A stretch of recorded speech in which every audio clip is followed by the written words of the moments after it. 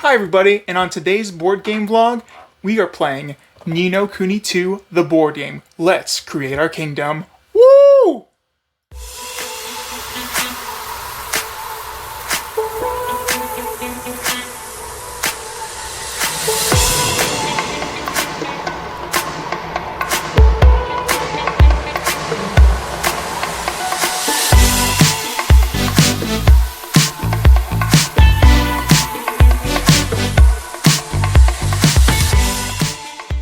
Hey Sarah, how's it going? I'm well, how are you? So, what are we playing today? So today we are playing, I believe it's called Ni no Kuni. Yes, right? Ni no Kuni 2, the board game.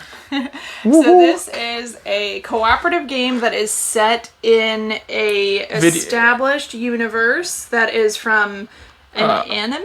A video game. Okay, a video game.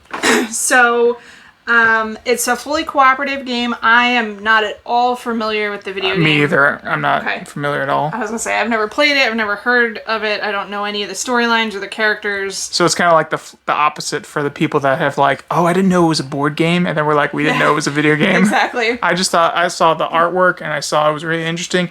Also, it's from Steamforged Games, which makes Guild Ball, and a couple other video game board games, and they do a really good job. So, Are they the same ones that do Mechs vs. Minions? No. Okay. That's Riot Games. So anyway, yeah, we don't know anything at all about the lore of this particular game, so we cannot talk about how true to the lore this game is. Yeah, other than the little snippet of flavored text that is in the rulebook. Yeah, which I can read to you if you like. Sure, yeah. All right. Why not? So... Get the video gamers interested in the board game and get the board gamers interested in the video game. Welcome to Evermore. The kingdom of Ding Dong Dell has fallen, usurped by Dolaran, a man steeped in evil. Even Tildrum, former king of Ding Dong Dell, has decided to avoid conflict and build a new kingdom for his people to live in. Evermore. For now, Evermore is a dream, a hope of a bright future. To make this dream a reality, you must work together to build it. Complete quests, gain resources, win the citizens round, and you can build your perfect kingdom, where all peoples can live in peace and harmony. However, Dolaran and his twisted kingmaker, the Horned One, are not content to let you grow Evermore in peace. They seek to overturn your rule yet again. You must make Evermore powerful enough that it cannot be toppled. Go on quests with your friends and cooperate to build your kingdom, raising beautiful homes and building your nation together to make your people trust your vision. Only once Evermore is established in the hearts and minds of the citizens can it stand against the evil plans of your enemies. Defeat your enemies, work together, and create a kingdom to be proud of. Ni no Kuni 2, the board game, is an immersive, fully cooperative kingdom builder board game for 1 to 4 players. Ooh. So, it is fully cooperative. There's no hidden roles. There's no traitor mechanics. There are no, secret or private objectives. Everything is fully cooperative. We win or lose together. So we fight or die together, brothers and sisters. The game is played over 5, they call them turns. I would call them rounds. To me, they seem like rounds, but they are called turns. So the game is played over 5 turns. At the end of each turn, we remove one of these chips. And once we have removed the 5th and final chip, the game ends after that turn. The game will end in our favor if we are able to beat the boss. Boss, yes, thank you. The boss monster character. There are 2 different boss monsters included in this copy of the game. We randomly selected this one to play with. So after 5 turns, if we have accumulated enough power in the kingdom that we have been building the whole game, then we'll be able to defeat the boss and whatever minions of his are left around the town. So it's their influence compared to our influence after round 5. However, if we don't have enough influence in our town to beat the influence of all of the evil creatures in the town, then we lose and we have to move to a new location and start all over again and try again. So the way that the game plays is that we each get assigned a character And each character has 3 sort of stats. So my character can do, I don't remember what these are called. This one's like melee combat. This one is ranged combat. And this one is like magic. Okay, magic. So there are 3 types of fights that we may get involved in. And these are sort of our stats for each type of fight. Also, each character has a special ability. We also have some Higgledies, which are little characters which can help us. They're so cute. They are super cute. And each of our Higgledies has just basic stats of 1 for every type of combat. So what happens is it's not really turn-based, it's fully cooperative, so we can work together to discuss who should go where and that kind of thing. So in a turn, each player will take their character, their main character, and their Higgledies, and they will assign as many of these to different locations that they want to. The locations have either 1, 2, or 3 spaces. And in order for you to sort of try to complete that quest, you have to fill in the number of circles that are there. So if, for example, I wanted to complete this quest, I would just need 1 character to do that. And it could be one of the standees or it could be one of the Higgledies.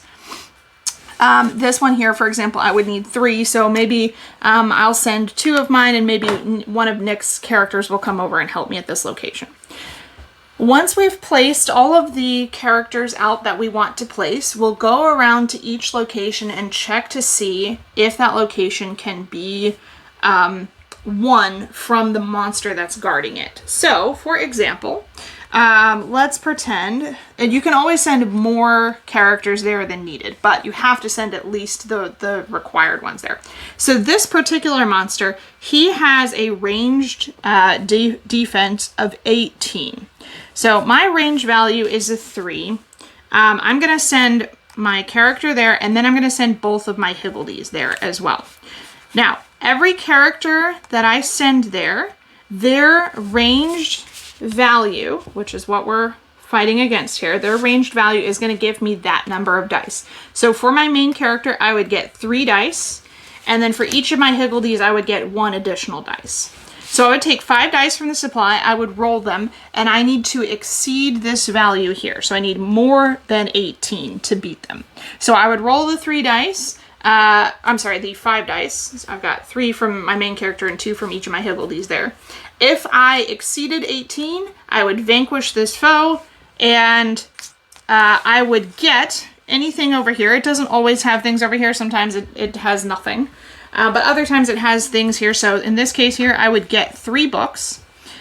Something would happen here, and then this monster would go away. I would have defeated that monster. Then I would have completed this quest here, and I would gain each of the things referenced here. So I would get 1 more book, I would get a gilder, and then because this has the special ability that I would also get one of the green tokens, then I would get a green token as well. If I lose the fight against this character, if I don't get at least 19, then nothing happens. I just take all of my stuff back, and I sort of like wasted that turn. Yeah, and wasting is very costly in this game. It is, because there are only 5 turns. So what happens is we each resolve each of the locations, and if a monster is not defeated, then it just stays the way it is and you retrieve all your tokens. If a monster is defeated, they go to the supply, and then you get anything from this quest card. It goes to the supply, and then that happens at every location here. When the round is over, we have a chance to take any resources that we've gained in this or previous rounds and spend them to get new locations that we can build into our town. So for this location right here, I would need to spend a book, 2 guilders, and 2 apples. But then I could build this location into my town, and it would start to help me defend against the boss monster that we'll have to fight after round 5. And the way it's going to do that is by adding this number to our defense right here. Or influence. Yeah, to our influence. So, we spend our tokens to put any new buildings into our town that we would like to build. You can also upgrade buildings that were already in your town. So if, for example, this had been built into our town in a previous turn, this has this icon right here, which indicates that there is a version of this card that is an upgraded version. Let me see if I can find it. I think this is probably it right here. So this right here is a upgraded version of this building right here. And I could replace this building with this one as long as this was previously built into my town, and then I can pay these resources. So if I could pay 4 books and 5 apples, then I could build over this like so, and I would have a better chance at hopefully being more influence, or some of them have better abilities if they have ability to start with. Yeah. So some of the buildings have abilities, and they'll give you more resources, or they'll let you get tokens which allow you to add dice to your fight, or they let you re-roll dice or that kind of thing. So after you spend anything you want to build new buildings or upgrade buildings, you reset for the round. So that would mean that anything that was gone, you would replace.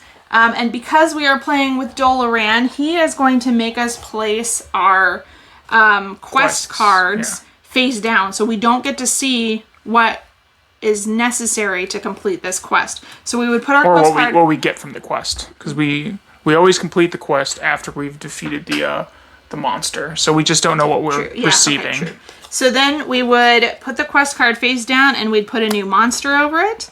And we would remove the top coin from this stack here. And then move on to round 2. Yep, everybody would get all their stuff back, and we'd move on to the next turn. After 5 turns, let's say that in the 5th round, let's say we defeat this guy, and maybe that guy over there too. All right, so this would be something like what it looks like maybe after the 5th round. So now we're playing with 2 players. So Dolaran's base influence is 11.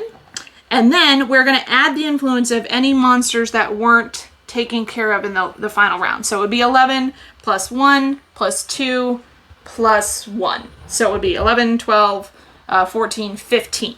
And if our town did not contain 16 or more influence, then we would have sort of fallen to the evil, and we would lose. But if it contained more than that, then we would have driven back the evil and been able to establish our town and won the game. So, I think that is pretty much everything. Yeah, let's get into it. All right. It'll be fun. So we'll get back to you guys once we get kind of midway, so probably like 2nd or 3rd round. We'll tell you how everything's going and what we are thinking about the game thus far. All right. Toodles! Hello, everyone. We are now a little bit more halfway through the game because we're having so much fun going through this. It's a really, like, one of my favorite cooperative games I've played in a while. And, yeah, I just, so we've gotten some buildings, and we've upgraded some buildings. We've fought some monsters, and won and lost against some monsters. But I really like it because you are going with, you can play this as a solo, or you can play this up to 4 players. And then you can talk it out with whoever you play with of how you're going to go ahead and divvy up everyone's abilities and the, let's see what they're called, the Higgledies. And they also are pretty BA when they come to fight. They're like, we're helping. Yeah, man. They don't seem like they would be, but then you actually involve them in the fight, and they do actually help quite a bit. So the statistics and the probability has gotten into, like, you know, when we think about probability and statistics, we're like, okay, well, what's the... we got a little mathy on it, which I like, and Sarah's pretty good at. So we kind of like, okay, so if we do this, they need so many on each roll. And it's just really cool, and it kind of gets the brain just exercising. And I really like how the game is laid out. I like how it's pretty simple. It isn't It's not really. It's more Mechanically, it's pretty it's simple. pretty simple. It's more for a hobby type gamer. If this is like, the first game you pick up and you're just starting with it, you might like not understand. Actually, the rule terminology. book was pretty well written, pretty easy to understand, not overly complex, fairly short, explained like pretty much all aspects of the game well. I didn't read any of the examples at all, but I didn't feel like I need to. They were there if you needed them. So I feel like it's probably a pretty good game for casual or non-players. Okay. Especially because it has a theme that might be attractive to someone that doesn't play a lot of board games yet. So I actually think it might be a good introduction. And I also think it's a good game for people that like more of a cooperative or a more like Yes. not take that. The only thing I would say about that is there is nothing in the mechanics of this game to help mitigate alpha players or quarterbacking. So Yeah. alpha players or quarterbacking are things that can happen in cooperative games if you're playing with a particularly aggressive player. So it would be like, one player is like, well, I think we should do this, and on your turn you need to do X, Y, and Z, and so if you You have a lot of that give and take, but if you don't have that give and take, there's none of that like, okay, well, there's no wording in the rule book that says if this player wants to do this, it's their say because it's their character. Well, and But also there's it nothing directly built into the mechanics of the game. Some cooperative games, as the genre has sort of evolved, some of them have started to have like sort of rules or things built in that sort of help mitigate alpha gaming or quarterbacking. This doesn't have anything like that. So if you play with an alpha gamer, if you are an alpha gamer, if quarterbacking is a problem, then this one might not be for you. I feel like if you're an alpha gamer, you really don't know if you're an alpha gamer, because if you realize you're an alpha gamer, then you're like, okay, well, I gotta be on that while I play games. These games like games, these cooperative games with other people. But it's like almost that poster of the forest fire. Only you can stop alpha gamers, and It's true. It is true, but there is some of that. So If you don't have any problem with quarterbacking in your game group, though, I would check with your game group to make sure you're not the one quarterbacking. Yeah. But if it's genuinely accurate that it's not a problem for your game group, then I would say if you like cooperative games, then I would definitely try this one because it's been a lot of fun. It's fairly simple, but it's been fun. It's cute. been fun, and then anyone who has their Higgledies and their character in a space, we give them the dice and they roll. Like when Sarah has a spot she's at, I give her the dice, and when it's my turn to go. Now, if I was grabbing all the dice, it's like, oh, I love rolling. It's like, alpha gamer. But it's fun because all of a sudden when you go and say, all right, we're gonna go take a risk, and then when that risk pays off, it's very rewarding, and you're like, I beat the monster, and oh look, I got all this stuff. It's awesome.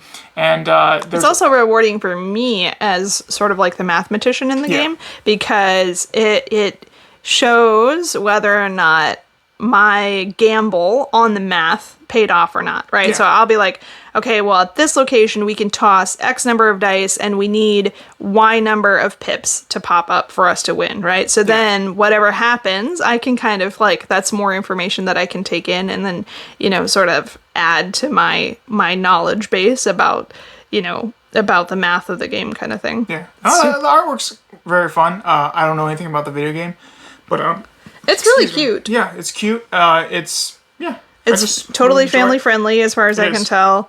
It's not anime has a anime or animated kind of artwork is sometimes like Sometimes it's shown there's one not. way and you're like whoa, and show another one it's okay. But I really hate when you get a game and it's not on the box and it's not on the back of the box. The art doesn't suggest it, but then you crack the game open and you're like, wow, this is not what I expected to get. That's not happened to us too many times, but it has happened at least once. Yeah, where we were not led to believe, based on anything from the outside of the box, that when we opened the box, it was going to be the way that it was. We cracked it open and we're like, okay, well. This is, and it's one of those things that can spoil games. But this one is not like that at all.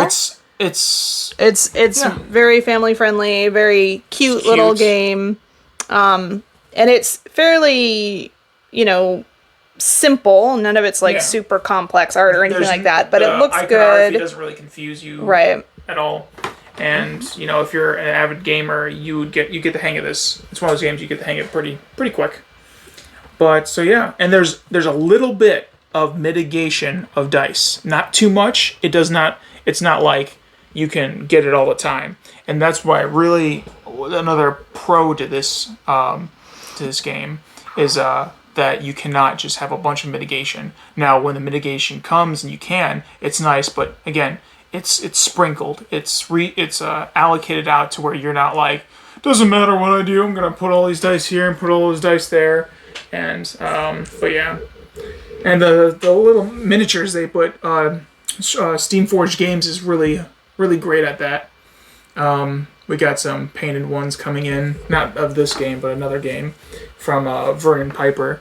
And we're really excited about that. We are. And we saw, I cracked this open, I was like, oh, we should send these to Vernon, because like, there's only like four miniatures, but we didn't know if he would like the game. What we sent to him was games that we know that we like. Yeah. Yeah, know that but we I think working with him he has made it very easy to work with him. He has been very pleasant to work with. Yeah. And we are collaborating with him in sort of like a collaboration for the channel. Yeah. So I'm not aware of what his rates are for like a private sort of contract. Yeah. I think he also buys games, paints games. We've talked a little bit on Facebook, and then sells the game. I think his rates are probably reasonable though, especially for like the level of quality that you're going to get back. Exactly. So I feel like if we wanted to ask him to if we wanted to commission him to paint these for us, especially because there are only 4 miniatures. Yeah. It would probably be pretty reasonable. Yeah. And also he paints a lot for the Dice Tower. Like he paints all the Dice Tower stuff and anything that, like we went one year to, what was it? A Jack Vassal Memorial auction. And he was just throwing out, I'll paint this, I'll paint that. And it was actually, Tom was like, stop. It was actually really nice of him because the auction was for a bunch of board and card and tabletop games, and they were trying to raise money for this charity, and so Vernon would pipe up every now and then, and if there was a game that had like an army or miniatures or something like that, he would be like, I will paint this for you, and then you get like a full painted army or full painted miniatures or whatever. It was just more towards the foundation, and right. Then more people were excited; they were willing to add in for the auction, that kind of thing. That's pretty cool. But he was volunteering quite a bit to paint they a lot told him, like, of stuff. When Sam was with him during that year, and Tom, they were kind of like just trying to slow down. Someone please get him out, and he can start painting somewhere, but he just can't stay here because I think he does paint very quickly though, because we, like I said, we sent our stuff to him, and I expected.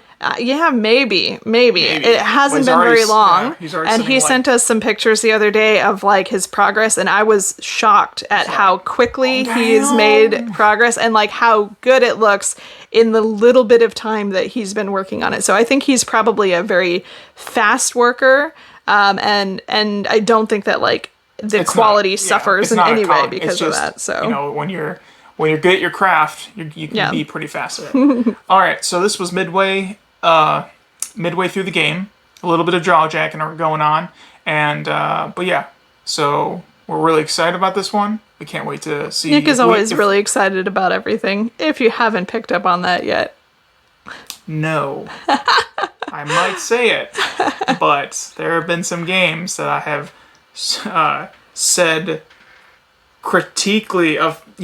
I've been. I won't come out and say I hate a game. I'll just say this is not a game for me, which is true. There are a few games I will actually say straight out that I'm just like, I hate. Like, no, I'll never play that again. And it's usually for like art reasons or theme reasons that I will not play that game. And I'll tell people like, this is why. I'm not just be like, oh, I hate that game with no reason attached to it. But But typically, Nick loves everything, is excited by all things. New. Yes. Just this. I'm sorry, we're picking good games. Gosh. It has been fun. I usually am not like a huge fan of cooperative games. But this is a good one. But yeah, this one it's simple. But it's challenging. Yes. And it's The challenging part is just talking with whoever's playing the game with you and be like, okay, well, what are we going to do? And then you're like, well, this is a good idea. But then someone comes up with like a better idea or makes you second guess on your idea. And you're like, ooh, what do we do? And or sometimes like there are traits, the monsters will have like traits that make you consider like this guy right here. If you send your Higgledies. I just want to call them Jigglypuffs. When you send your Higgledies to fight this guy, then they get an additional bonus to their fighting value. So, like, maybe you think, okay, well, maybe we could send our Higgledies over here and, like, our primary characters over there. And it's just, there's enough going on so that it's interesting. And I think it's challenging enough to where it doesn't just feel like you could just win flat out without any effort. There's some thought but it's to not it. So challenging that you're like, we're gonna lose. We just got destroyed for the 6th time in a row. Exactly. But yeah. All right. Well, let's get to it. We will get back to you guys and see who is the winner or loser. If the board game is the winner or we're the winner. That happens. All right. Toodles. Victory is ours. Board game can suck it. So we won by the skin of our teeth. We won by 1 point. We had one more and influence. we had to math out the last round super hard to make sure that we were going to win by 1 point. And so yeah, it was a good win. We were sitting there putting our brains together. Really, Sarah was putting her brain at work, and then I was like, yeah, I am your emotional counselor. You've got it. Yeah. So yeah, it was pretty good. We finagled a few things and we were able to pull out a win. Our warm-up game we like stomp face. We were like, just like kick you in the chest. And then in this game, it was a little more difficult, but we still like pulled out our win at the last second. They were going to influence us. We're like, nay! Well, and I feel like in our first game too, either we were being more cautious, which I know we were, but either that were way more cautious. Or we were also, I think we were getting way better die results. A couple times this game, we just absolutely whiffed. Yeah. There was one time where I threw 5 dice and 3 of them came up ones. So yeah, that was rough. So yeah, I think this time around we just also had some really, really bad die results. And some of the monsters were like, if you want to come find me, that's cool, but you just need to discard 2 resources. I'm like, yeah. Well, what kind is this? Is this like some kind of bazaar to fight people and you have to pay for it? It's like, well, and we were being a little bit less cautious this time around. Last time, our first game, we would just send like a bunch of people to fight one monster. 3. It only costs once. It only needs one person to go, but we're like, we send like 3. We got this. I'm like, so I think we were being a little overcautious the first time around. This time we were being a little bit more risky. But we still were able to win, thankfully. Yes. So yeah, this is a chalk up to the recommendation of, if you like cooperative games and you don't have alpha gamers in your game group, you too can enjoy this game. So yeah, Ni no Kuni 2, the board game, based off the video game and by Steamforged Games. So we really enjoyed it. Hope you guys enjoyed this vlog. We will get back to you with another vlog later. And so until next time, toodles!